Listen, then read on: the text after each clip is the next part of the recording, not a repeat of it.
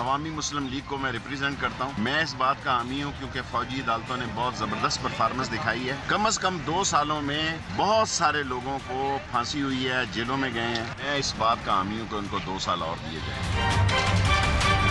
इस वक्त ये पार्टी के अंदर डिस्कशन होने वाली है क्योंकि इनकी जो कि इन्होंने इसको एक्सटेंड करके मिलिट्री कोर्ट्स की इनके अंदर इतनी कारकर्दगी है कि ये उस लीगल सेटअप को इतना बेहतर कर सकते हैं जिससे मिलिट्री कोर्ट्स को फर्दर एक्सटेंड ना किया जाए। हम डेफिनेटली बात करेंगे PMLN से, पीपल्स पार्टी से, कोशिश करेंगे कि एक अपोजिशन और गवर्नमेंट एक जॉइंट स्ट्रेटजी इस पर बनाए। अस्सलाम वालेकुम। प्रोग्राम दो राय के साथ मैं हूं असद रहीम खान और मेरा साथ देंगे बाकिर सज्जाद। APS पेशावर के सानहे के बाद तमाम सियासी जमातें यकजहत हुई और एक जॉइंट सेशन के ज़रिए उन्होंने पार्लियामान के थ्रू 21वीं तरमीम का फ़ैसला किया। 21वीं तरमीम के ज़रिए पाकिस्तान की तारीख़ में अस्करी अदालतें पहली बार देखने को मिली जो एक पार्लियामेंट्री प्रोसेस के ज़रिए लेजिस्लेट हो पाई। तब ये बताया गया था कि क्योंकि शिद्दत पसंदी और इंतहा पसंदी का इतना एग्जिस्टेंशियल मसला था, उसका इमरजेंसी मेजर्स की बुनियाद पे मुकाबला करना पड़ा था। लेकिन अब फ़ौजी अदालतों में तोसी का मामला जब देखा जाए तो नई हुकूमत का पहला बड़ा इम्तहान बनता है। अपोजिशन की 2 बड़ी जमातें पाकिस्तान मुस्लिम लीग नून और पाकिस्तान पीपल्स पार्टी फ़ौजी अदालतों का कड़वा घूंट अब की बार पीने को तैयार नहीं। पाकिस्तान पीपल्स पार्टी वाज़े तौर पर यह ऐलान कर चुकी है कि फ़ौजी अदालतों के मामले पर हुकूमत का साथ नहीं देंगे। फ़ौजी अदालतों के क़याम में तोसी के लिए हुकूमत को तरमीम करना पड़ेगा और इस तरमीम के लिए हुकूमत के पास वाज़े अक्सरियत नहीं। हुकूमत ने इस सिलसिले में 1-2 रुकनी कमेटी कायम की है। अब इस कमेटी में वज़ीर दिफ़ा परवेज़ खटक और वज़ीर ख़ारिजा शाह महमूद कुरैशी शामिल हैं। ये कमेटी अपोजिशन जमातों से रब्ता करके उन्हें कायल करने की कोशिश करेगी और वज़ीर आज़म को आगाह करेगी। याद रहे कि फ़ौजी अदालतों की मुद्दत में आखिरी बार तोसी 10 जनवरी 2017 को 2 साल के लिए की गई थी और ये मुद्दत 6 दिन पहले ख़त्म हो चुकी है। सानिया पेशावर के बाद एक आइनी तरमीम के ज़रिए इन फ़ौजी अदालतों का क़याम अमल में लाया गया था और इन अदालतों को किसी भी आम पाकिस्तानी को दहशत गर्दी की दफ़ात के तहत सज़ा सुनाने का इख्तियार दिया गया था। फ़ौजी अदालतों के क़याम से अब तक वफाकी हुकूमत ने समात के लिए 717 मुकदमात भिजवाए, जिनमें 544 मुकदमात का फ़ैसला आ चुका है। 310 केसेस में सज़ाए मौत और 234 केसेस में कैद की सज़ाएँ सुनाई गई हैं। 2 मुल्ज़मान को बरी भी किया गया है और सज़ाए मौत पाने वाले 310 मुल्ज़मान में से अब तक 56 को फांसी दे चुकी है। गैर मामूली हालात में बड़े भारी दिल के साथ इस वक्त मुस्लिम लीग नून और अपोजिशन जमातों ने यह कड़वा घूंट पिया था, मगर अब की बार ये जिम्मेदारी तहरीक इंसाफ के कंधों पर है। सवाल यह है कि तहरीक इंसाफ इस सिलसिले में अपोजिशन की हमायत हासिल करने में कामयाब हो जाएगी। तहरीक इंसाफ को ये हमायत एक ऐसे वक्त में दरकार है जबकि 2 बड़ी अपोजिशन जमातें कड़े एहतसाब पर हुकूमत से खाइफ हैं। और दूसरा अहम तरीन सवाल ये भी है कि क्या अपोजिशन की ये दोनों बड़ी जमातें फ़ौजी अदालतों के क़याम में तोसी और आइनी तरमीम की हमायत की सूरत में किसी रिलीफ का मुतालबा तो नहीं करेंगी। जनाब बाकिर साहब, ये आपने देखा है सर, एक तवील सिलसिला इस तरह है कि हमें बताया गया था कि 2 साल में आप एक होलिस्टिक सिविलियन जस्टिस सिस्टम का ओवरहॉल करेंगे, उसमें बुनियादी तौर पे आप इस्लाहात लाएंगे, लेकिन वो 2 साल में नहीं हो पाया। फिर मियाँ साहब की हुकूमत ने सदर ममनून हुसैन साहब के ज़रिए इन अदालतों को 2 साल के लिए एक्सटेंड किया, लेकिन वो इस्लाहात फिर 4 साल में भी नहीं हो पाए। सवाल मेरा ये है सर कि क्या वो इस्लाहात जो 2 साल में और 4 साल में नहीं हो पाए वो 6 साल में हो पाएंगे?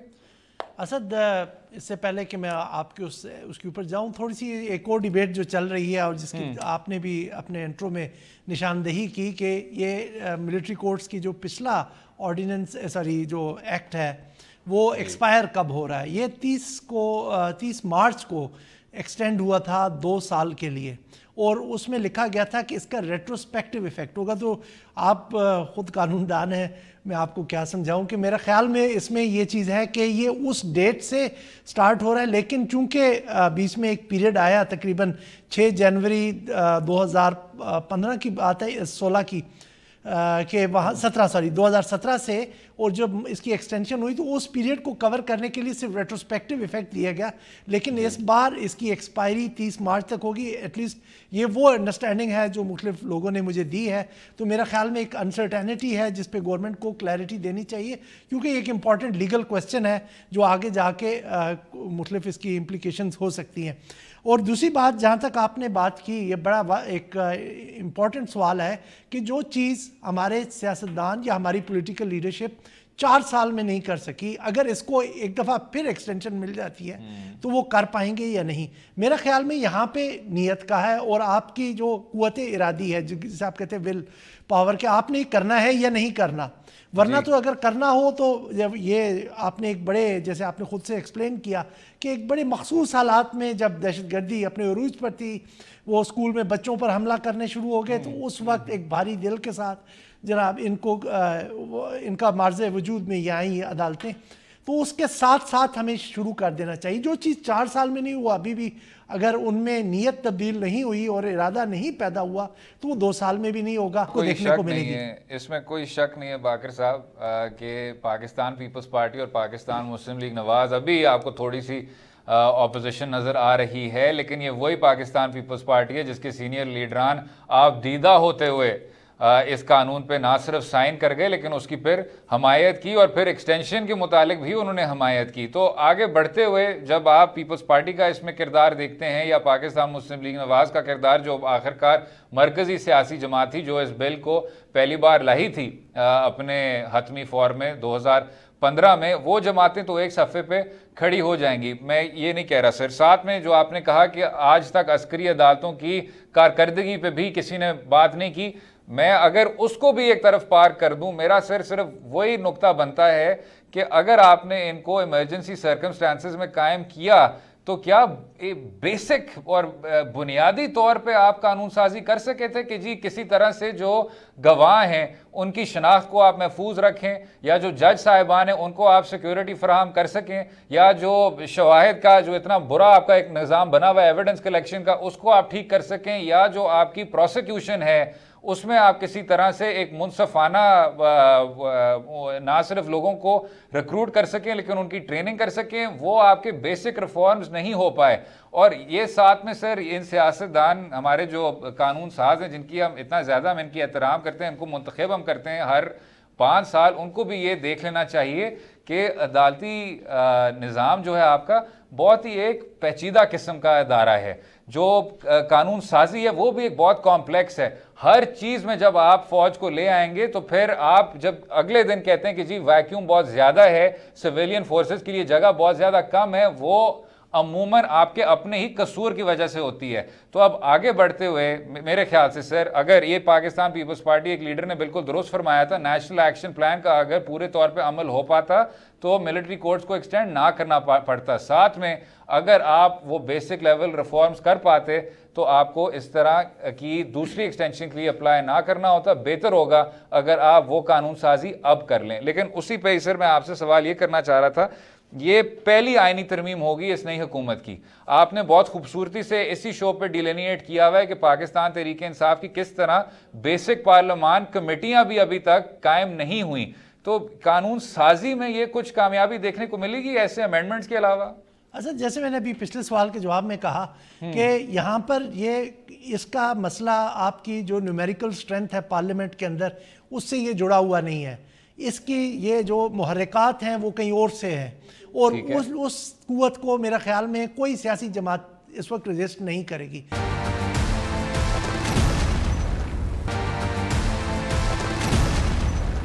लेकिन बाकर साहब ये जो एंटी टेरर कोर्ट्स, इंसदाद दहशतगर्दी की ये जो अदालतें हैं, आपने इनका हवाला दिया, ये क्यों आई थी?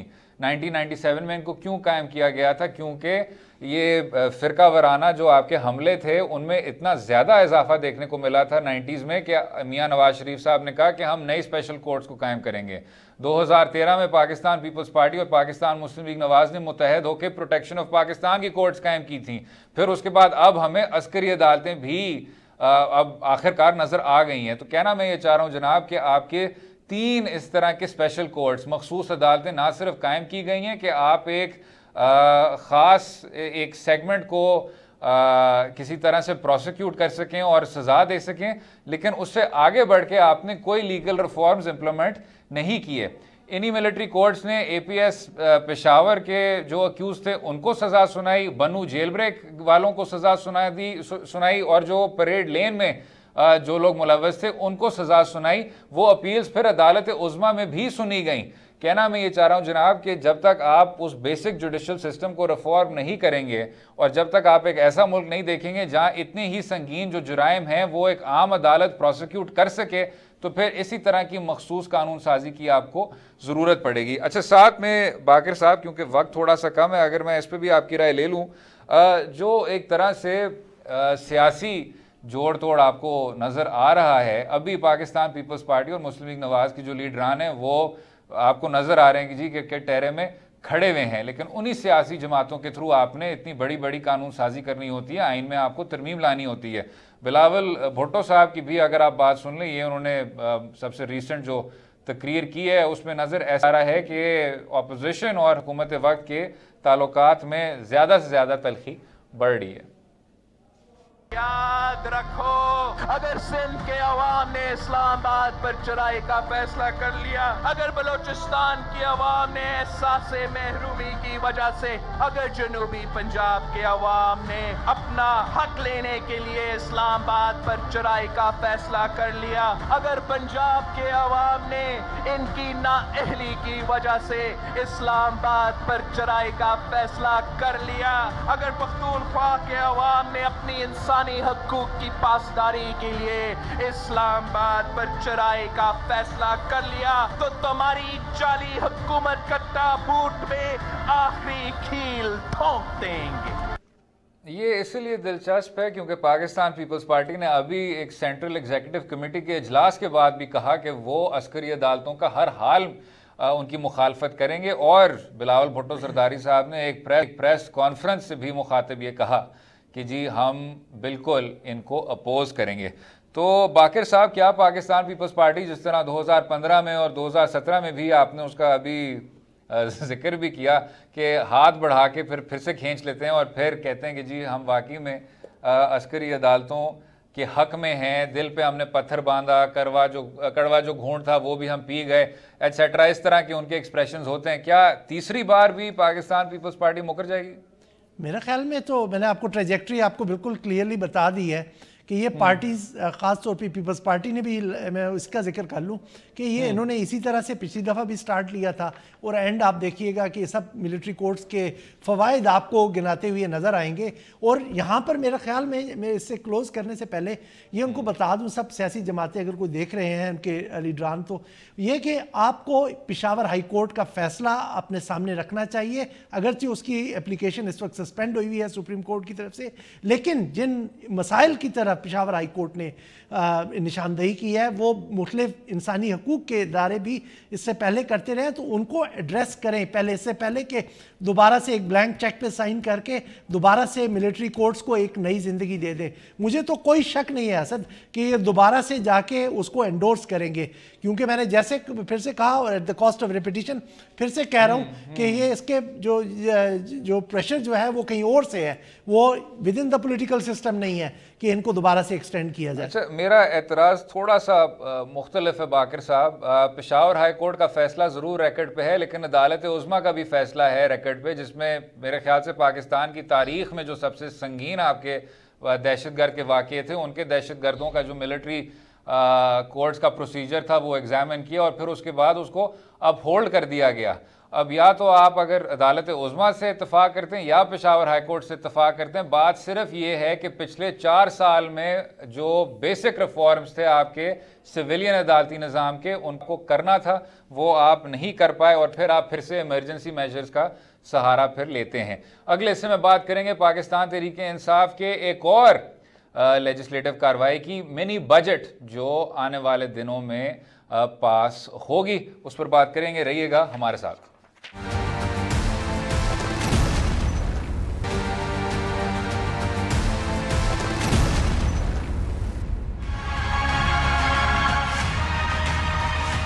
आप मुझे बताइए कौन सा मुल्क है जहां पर 6 महीने में 3 बजट आए हों? ये कारोबार में सहूलत फैसला पैदा करने के लिए, सरमायाकारी में आसानी पैदा करने के लिए और सरमायाकारी पे जो टैक्स का बोझ है उसको कम करने के लिए हम ये कर रहे हैं। 3 दफा हुकूमत बजट पेश करे, आपको ये ना पता हो कि साल के आखिर में आप पे टैक्स क्या लगेगा। हुकूमत का काम है आपके लिए रास्ता हमवार करना। अगर इसी सतह पर कर्जा लेते रहे तो और इन्होंने 5 साल मुकम्मल किए तो जो आज तक पाकिस्तान ने 70 साल में कर्जा लिया है वो दुगना हो जाएगा।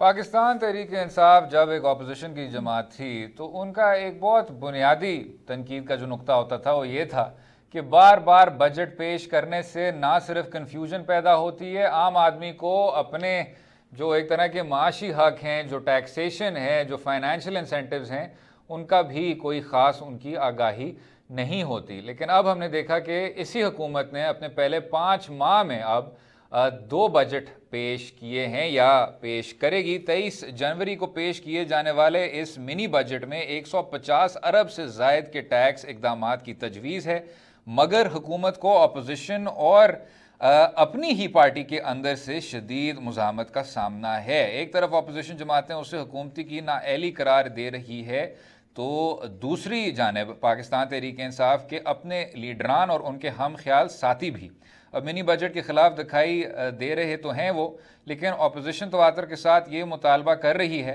कि हुकूमत मिनी बजट लाने की वजूहात सामने लाए। वज़ीर ख़ज़ाना का मौक़िफ़ है कि अपोजिशन महज सियासत कर रही है, हुकूमत मिनी बजट लाकर कोई बॉम्ब नहीं गिराएगी, कारोबार को आसान बनाएंगे और स्टॉक एक्सचेंज को बड़ी खुशखबरी देंगे। जनाब बाकर साहब, ये आपने जिस तरह देखा सर, एक तरह से PTI जो कोई ख़ास इशू पे मुतहद ज़्यादा देर नहीं रह सकती, उनके आपस में कुछ फैक्शंस हैं, उनके अपने भी लीडरान लेफ़्ट राइट हो जाते हैं और जो मईशत है वो भी कोई ख़ास एक्सेप्शन नहीं है। मिनी बजट के हवाले से जनाब, क्या आपको लगता है ये कोई एक तामीरी फाइनेंशियल प्लान की तरफ हम जा रहे हैं 23 जनवरी को? असद, ये बज़ाहिर तो जैसा असद उमर साहब ने इसको पेश किया है कि जनाब मैं ये करूँगा कि FBR की SRO की पावर्स को ख़त्म कर दूंगा और टैक्सेशन को पार्लियामेंट की अप्रूवल से मुंसलिक कर दूंगा और टैक्सेस जो टैरिफ है इंपोर्ट रॉ मटेरियल के इंपोर्ट का, उस पर कमी लाऊंगा। कहने का मकसद है कारोबार को आसान बनाएंगे। लेकिन ये एक कड़वी गोली आपको दोबारा देने जा रहे हैं और उसको बिल्कुल जैसे स्वीटनेस के अंदर लपेट के दे रहे हैं। वो जाके यकीनन, अगरचे वो कह रहे हैं इस वक्त, अगर आप उनकी तकरीर सुने तो वो कहते हुए आपको दिखाई देंगे कि कोई नए टैक्सेस की प्रपोजल नहीं है। यकीनन नए टैक्स की कोई प्रपोजल नहीं होगी, लेकिन वो जो पिछले टैक्सेस को ऊपर नीचे कर देंगे वो आपकी ज़िंदगी को अजीरन बना देगी। पहले ही आपकी ज़िंदगी जो इस तरह से आपकी इकनॉमी में आपकी इकॉनमी की स्पीड कम हुई है, ग्रोथ की स्पीड कम हुई है, उसकी वजह से आपने जो बैंकों के इंटरेस्ट रेट बढ़ाए हैं, जो रुपए की कदर कम हुई है, उसकी वजह से मुश्किल बन चुकी थी, अब दिन ब दिन वो मुश्किल होती जा रही है। और जहाँ पे आपने पार्टी के अंदर इख्तलाफात की बात की, तो ये पार्टी के अंदर इख्तलाफात नहीं है, लेकिन ये जो पब्लिक एक पल्स है वो कुछ लोग महसूस कर रहे हैं और वो नहीं चाहते कि हुकूमत के लिए इतनी मुश्किल सूरत हाल बन जाए कि जहाँ पे उसको कंट्रोल करना मुश्किल होगा। क्योंकि आपने जिस तरह पिछले सेगमेंट में एक शॉट चलाया था बिलावल का कि अगर लोग उठ खड़े हुए, लोग यकीनन अकाउंटेबिलिटी के ऊपर या वो जो उनके ऊपर इल्ज़ामात अपोजिशन पे लग रहे हैं, शायद उनके लिए शब्दों मत से ना खड़े हों, लेकिन जब आपके लिए मुश्किलात, जो माशी मुश्किलात हैं, जब वो बढ़ेंगी तो लोगों को सड़क पे लाना आसान हो जाएगा और हुकूमत को आगे चलाना मुश्किल हो जाएगा जिस तरह दिन बढ़ेंगे। तो मेरा ख्याल में अब ये वो वक्त था कि हुकूमत अगले बजट पे सोचती, वो जाके एक नया मिनी बजट ला रही है। और आप देखें ज़रा उनकी डिठाई देखें कि अभी पिछले दिनों उन्होंने एक प्रेस रिलीज इशू की, उन्होंने कहा जो हमने सितंबर में मिनी बजट दिया था वो बड़ा कामयाब रहा। वो कामयाब किस तरह से रहा कि आपका जो ट्रेड डेफिसिट है वो कम हो गया। कम इस तरह से हुआ जनाब के आपके जो बायलैटरल इन्फ्लोज थे, जो आप कशकोल हाथ में लिए दर दर पे फिर रहे हैं, कभी सऊदी अरेबिया, कभी चाइना, कभी यूएई, उधर से जो पैसे आए, उसके अलावा आपकी इंपोर्ट्स कम हुई। इंपोर्ट्स इस वजह से नहीं कम हुई कि आपकी रिजीम बहुत अच्छी थी, आपने वो किया, उनको उनके कमी के लिए इकदाम किए, बल्कि वो इस वजह से कम हुई थी क्योंकि मुल्क में इकोनॉमिक जो इकॉनमी है वो स्लो डाउन हो रही है। आपने देखा होगा कि मुल्क के अंदर सीमेंट की पैर काफ़ी अरसे बाद कम हुई है, आपकी गाड़ियां जो प्रोड्यूस हो रही हैं वो नहीं बिक पा रही, लेकिन चीजें भी बाकिर इसी तरह साहब, से मुझे ये बताएं, नहीं बिक पा रही। आपने हिज़्ब इख्तिलाफ आपकी कामयाबी असर एक जस्ट फाइनल पॉइंट कि उस वक्त होगी कि जब आपके एक्सपोर्ट्स बढ़ेंगे। सब आपको इंटरेस्ट बाकिर साहब डेविल्स एडवोकेट जनाब, और मैं आपसे इत्तेफाक भी करता हूं, मैं ये नहीं कह रहा, लेकिन IMF, वही IMF क्या एक बहुत ही एट आर्म्स लेंथ किस्म के इस्लाहात नहीं बताती कि जी आपको जो सूबे के वसाइल हैं, छोटे जो आपके सूबे हैं उनके वसाइल आपको कम करने चाहिए, बजट उनको कम एलोकेट करनी चाहिए, NFC जो है वो बिल्कुल नामुनासिब है, वगैरह वगैरह। यानी ऐसे इस्लाहात जो पाकिस्तान के फेडरेशन के लिए ख़ास खुशाइन नहीं दिखते। असद ये वो उनकी डिमांड्स हैं। असल में जब नेगोशिएशंस होती हैं तो दोनों साइड से एक पोजीशन ली जाती है, हमेशा मैक्सिमलिस्ट पोजीशन से शुरू करते हैं, फिर आप नेगोशिएट करते जाते हैं कि जहाँ पे आपका कॉमन एक अंडरस्टैंडिंग हो जाती है। मेरा ख्याल में उनकी तीन जो बुनियादी तौर पे हैं कि आप अपनी किसी तरह से टैक्स रेवेन्यू को बेहतर करें, आप अपनी एक्सपोर्ट्स को बेहतर करें, और अपनी जो ये स्ट्रक्चरल रिफॉर्म्स हैं इनको आप लाएं। ये उनकी तीन बुनियादी शराइत है। मेरा ख्याल में उनके ऊपर नेगोशिएट कर सकते हैं।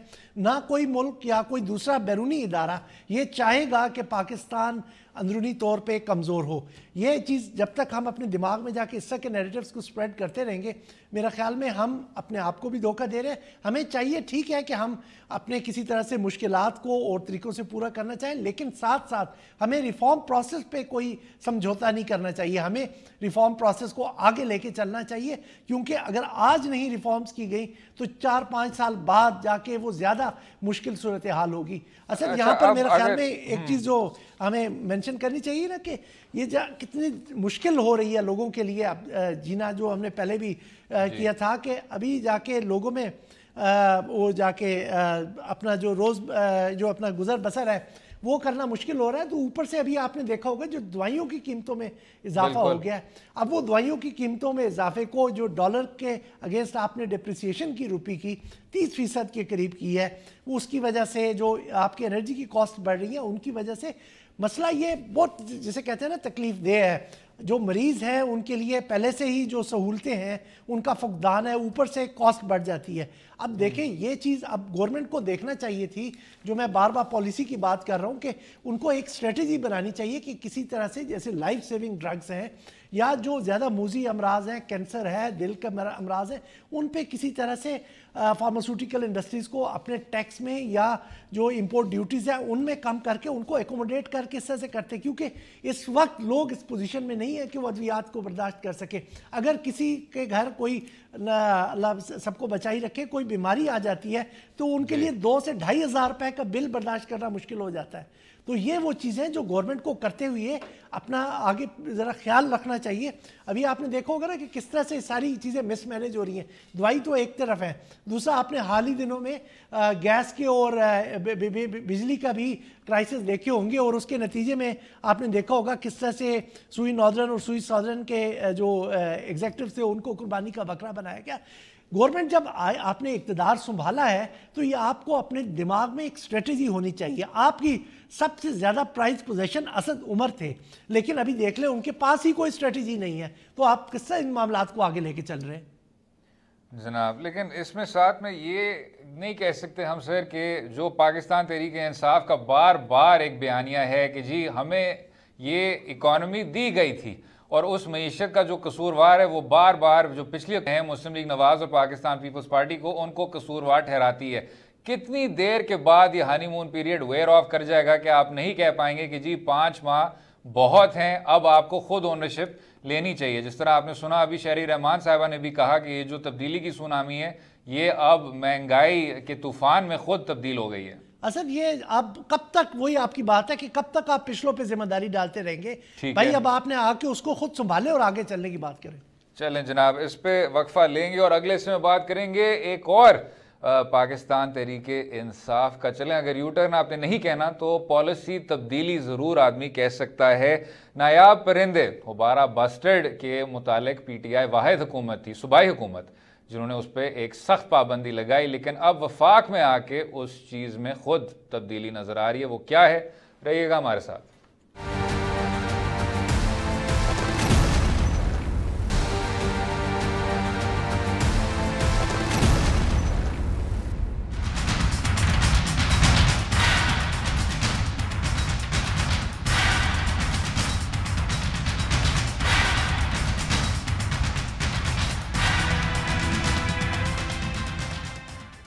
वेलकम बैक टू दो राय। कुछ सालों से ये बहस चल रही है कि पाकिस्तान की टूरिज़म कहाँ शुरू होती है और जो उसकी अपनी इंडेंजर्ड स्पीसीज़ हैं उनको महफूज रखना कहाँ ख़त्म होता है। ये जो इशू कन्वर्ज करता है वो करता है नायाब परिंदों के मामले पर। हुबारा बस्टर्ड जिसके शिकार के लिए दुनिया भर के एक तरह से रॉयल्स आते हैं, कतर से आते हैं, अरब अमारात से आते हैं, सऊदी अरब से आते हैं, हर जगह से आते हैं। जनाब बाकिर साहब, जब इस पे एक तरह की पाबंदी पाकिस्तान तहरीके इंसाफ की हुकूमत नहीं लगाई थी, उससे पहले आपको याद होगा अदालत उज़्मा का फ़ैसला था 2015 का, chief justice Jawad S Khawaja साहब का, जिसमें एक ब्लैंकेट बैन लगाया था। फिर रिव्यू पिटिशन में उस फैसले को ओवरटर्न किया गया था। मेरे ख्याल से जो अभी जो चीफ जस्टिस साहब हैं मियां साकिब निसार साहब, उनका लिखा हुआ फ़ैसला है। उसके बाद PTI ने खैबर पख्तूनख्वा के हदूद तक इस पर पाबंदी लगाई थी, जो कि ना पंजाब हुकूमत ने फॉलो की थी, ना पाकिस्तान पीपल्स पार्टी ने उस पर कोई ख़ास कोई मेजर्स लिए थे सिंध सूबे में। अब वफाक में आके PTI का कहना है कि जी हमने इसी पॉलिसी को थोड़ा सा रिफ़ाइन किया है। वो किस तरह रिफ़ाइन किया है? आज अरब शहजादे शिकार तो कर सकते हैं, इन्हीं परिंदों का शिकार वो कर सकते हैं, लेकिन उनको $1 लाख फ़ी देनी होगी और वो जो रकम है सर, उसका जो 50% है वो उस जगह की डेवलपमेंट पे अप्लाई होगा। 35% जो इन्हीं हुबारा बस्टर्ड्स का हैबिटेट है उसको बेहतर करने में और महफूज रखने में वो पैसे जाएंगे, और 15% भी उन्होंने फिर दीगर उस पर एलोकेशंस पे किया हुआ है। तो ये आपको लगता है पॉलिसी थोड़ी सी बेहतर है कि नहीं? असद, पॉलिसी बेहतर है कि नहीं मैं उस पर नहीं जाता, क्योंकि मैंने एक दफ़ा पहले कुछ अर्सा पहले, चंद साल पहले, मुझे एग्जैक्टली याद नहीं है, उस पर मैंने रिचर्ड हॉलब्रुक जो अमेरिका के स्पेशल रिप्रेजेंटेटिव थे, उनसे भी अब मरहूम हो गए, उनसे बात वैसे हो रही थी, तो उन्होंने कहा था कि ये जो अरब्स ने वहाँ अपनी सल्तनतें सी एक तरह से कायम की हुई हैं जहाँ पे आपके आम लोगों को भी एक्सेस नहीं होती है, वहाँ से वो एक्सट्रीमिस्ट को फंडिंग करते हैं, लेकिन वो एक अलग चीज़ है कि वो किस तरह से ऑपरेट करते हैं। इधर हुबारा बस्टर्ड्स और नायाब परिंदों की बात हो रही है, आप इसमें भी सर इंतहा पसंदों को ले आए बाकिर साहब, ये हमारा सॉफ्ट सेगमेंट है सर जी। अच्छा, दूसरा ये है कि ये तिलोर बेचारा एक मुर्गे जितना परिंदा, वो आपके एक न्यूक्लियर स्टेट की फॉरेन पॉलिसी को ड्राइव कर रहा है यार। वैसे मुझे तो मतलब अपने फॉरेन पॉलिसी पे तरस आता है। मेरा ख्याल में फॉरेन ऑफिस को चाहिए कि इस परिंदे की रिकग्निशन में अपने लोगों में से कहीं एडजस्ट कर लें, और जो उनका अरब डेस्क है जो उन्होंने बनाया हुआ है, इतना माशाल्लाह इतने टैलेंटेड लोग रखे हुए हैं, अगर ये आपके फॉरेन पॉलिसी का कॉर्नरस्टोन है और इस पे आपके अरब मुल्कों की फॉरेन पॉलिसी चलनी है, तो इससे बेहतर है कि आप तिलोर का एक कमर्शियल ब्रीडिंग फार्म बना लें। तो आपसे मेरा ख्याल में अरब ज़्यादा खुश होंगे बनस्बत ये कि आपके जो आप अरब डिवीजन आपने पूरा सेटअप किया हुआ है और वो आपकी अरब पॉलिसी को चला रहा है असल। लेकिन ये उससे बढ़कर अगर हम देखें थोड़ा सा कि हमने तकरीबन ये 40 साल से यही पॉलिसी चला रहे हैं। अभी भी जब वो यूएई के क्राउन प्रिंस आए तो उन्होंने 3 दिन लगाए रहीम यार खान में शिकार पे और 3 घंटे लगाए इस्लामाबाद में। अभी आप देख लें कि उनको पाकिस्तान के साथ जो है सब्सटेंटिव एंगेजमेंट कितनी अजीज़ है और हुबाड़ा बस्टर्ड का शिकार। लेकिन अब आप भाईचारा की बात करते थे पिछले कुछ साल, आप कहते थे कि जी ये एक तरह से इनफॉर्मल लिंक्स हैं, इसी तरह हम लोगों को अपने साथ रखते हैं, वो हमारा एक मौक़िफ़ है उसको आलमी सतह पर सुनते हैं। तो इसलिए ये एक तरह से चले इसको ट्रैक 2 नहीं कहेंगे, लेकिन गुडविल जेस्चर के तौर पे समझा जाता है। इस पॉलिसी के ज़रिए आपने इस चीज़ को रेगुलराइज नहीं कर लिया, अब आपने उसमें कुछ इस तरह के ये शराइत लगाए हैं जनाब कि आदमी हथियार नहीं वहाँ लेके जा सकता, वो सिर्फ और सिर्फ फैल्कन के थ्रू इन्हीं जो परिंदे हैं उनका शिकार कर सकता है। और साथ में उन्होंने ये भी कहा कि अगर आप अपने लिमिट से ऊपर इन्हीं तिलोरों का शिकार करेंगे तो फिर आपको $1000 जुर्माना भी भरना होगा। इस पॉलिसी को जब आप रेगुलराइज कर देते हैं सर, तो क्या ऐसा नहीं महसूस होता कि वाकई में ये आपकी खारजा पॉलिसी का एक कॉर्नरस्टोन बन गया है? नहीं असद, ये जो $1000 वाला मजाक खेज है, वो अरब जो आते हैं यहाँ पे लाखों डॉलर खर्च कर देते हैं, क्या फर्क पड़ेगा इन परिंदों के शिकार पे। और जिस तरह कि आपकी पॉलिटिकल एनवायरनमेंट है ना, कि आप जाके कशकोल लेके फिर रहे हैं, यहाँ पे तो आता है आपका प्राइम मिनिस्टर अपनी डिग्निटी छोड़ के उनको ड्राइव करता है, वो स्पेशल एक हॉस्पिटैलिटी सही, लेकिन फिर भी वो जाके अगर वो 2-4 परिंदे उन्होंने फालतू मार दिए तो आपको असर नहीं पड़ेगा। 2015 की बात है, 14 की बात है सर ये असर यहाँ पे एक सऊदी शहजादे ने 2000 परिंदे मार दिए। सर मैं बताऊं, ये जो हुबारा बस्टर्ड की पॉलिसी है ये पूरी तौर पे इनह्यूमेन है, आपको हर हाल में इसको अप्लाई नहीं करनी चाहिए। आपका केपी में जो पॉलिसी थी वो बिल्कुल ठीक थी, वो बिल्कुल जायज़ थी। वफाक में जब आप इस तरह की पॉलिसी को लागू करेंगे और उसमें ये मामूली किस्म के शराइत व ज़वाबित की बुनियाद पर उसको पुश थ्रू करेंगे, वो बिल्कुल नामुनासिब है। पाकिस्तान का आपने एक तरह से देख लिया कि जब माहौलियात की बात होती है तो लोग हंसते हैं, जानवरों की एंडेंजरमेंट भी और परिंदों की एंडेंजरमेंट के मुतालिक भी कोई आदमी उसको संजीदगी से मसला, उसको एक संजीदा मसला नहीं समझता। लेकिन ये सर, ये जो छोटे पॉइंट्स हम उठा लेते हैं कि जी टर्किश डेलीगेशन के साथ ये जो लोग थे ये ठीक तरह बैठ नहीं रहे थे, या कि इमरान खान साहब ने गाड़ी को किसी तरह से वो ड्राइव कर दिया, उसको अरब अमारात के शहजादे को बैठा के, ये सर ये निटी ग्रिटी पे हम ज़्यादा फोकस नहीं कर रहे होते। नहीं असल ये आपको अपने मुल्क का वकार दिखाना होता है। याद है हमने इसी शो पे शायद डिस्कशन की थी कि जब हमारे वज़ीर आज़म अमरीका गए थे, उस वक्त के वज़ीर आज़म शाहिद खान अब्बासी के वो उन्होंने बिल्कुल अपना थॉरो चेकअप कराया, तो वो जी के वो वहाँ के लॉ को अवॉइड करें। भाई आपने अपने मुल्क की डिग्निटी, उसके वकार का ख्याल रखना होता है। ये आप क्रॉस लेग बैठें या सीधे लेग बैठें, या आपका उस वक्त पर्सनल एटीट्यूड नहीं शो कर रहा होता, आपका एक नेशनल करैक्टर शो कर रहा होता है। चलें जनाब, ये जिस तरह आपने कहा कि जी खारजा पॉलिसी का कॉर्नरस्टोन है कि हुबारा बस्टर्ड्स की शिकायत आप जारी रहने दें, जब आपका इस तरह का कॉर्नरस्टोन होगा या इस तरह का एक मरकज़ी नुक्ता होगा तो फिर आप ख़ुद ही समझ जाएं कि आपकी खारजा पॉलिसी की किस तरह की हालत होती है। और आप पाकिस्तान की जो अपने जो एनिमल एंडेंजरमेंट का हाल है, जो क्लाइमेट स्ट्रेस का हाल है, जो एनवायरनमेंट का हाल है, उस पर अब तक किसी ने ख़ास तवज्जो नहीं दी। इससे बेहतर उम्मीद करते थे तब्दीली की जमात से और तब्दीली की हुकूमत से, लेकिन आगे वाले दिनों में शायद कुछ देखने को मिले। उम्मीद है आपको आज का प्रोग्राम पसंद आया होगा। मुझे और बाकिर साहब को अपनी राय से भी आगाह कीजिए ट्विटर और फेसबुक के लिंक्स के जरिए, और इजाज़त दें। खुदा हाफिज़।